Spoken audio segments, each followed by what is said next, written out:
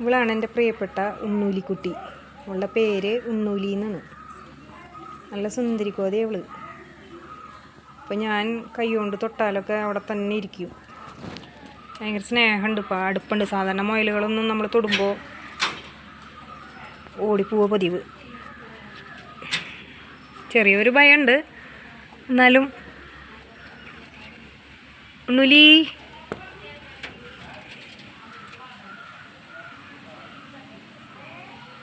ശ്രദ്ധിക്കണ്, നന്നായിട്ട് ശ്രദ്ധിക്കും. പോയി കഴിച്ചോ ഉണ്ണൂലിക്കുട്ടി? എന്നെ നോക്കുക. ഞാൻ ഇവിടെ നിന്ന് ഈ ശബ്ദം കേൾക്കണേന്ന് വെച്ചിട്ടേ. പോയി കഴിച്ചോടി.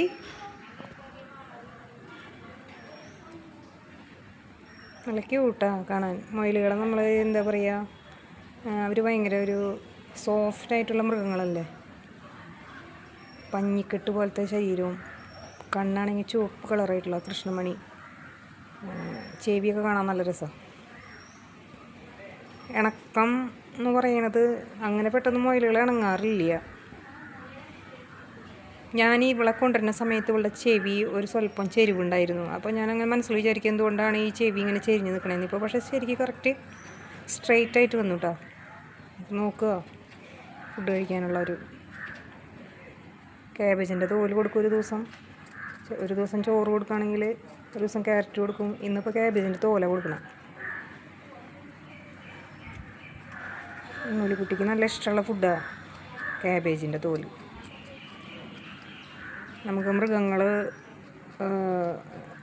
അവരുടെ അടുത്തൊക്കെ ചെല്ലുമ്പോഴേ ഒരു പ്രത്യേക ഒരു സന്തോഷം കിട്ടും നമുക്ക്.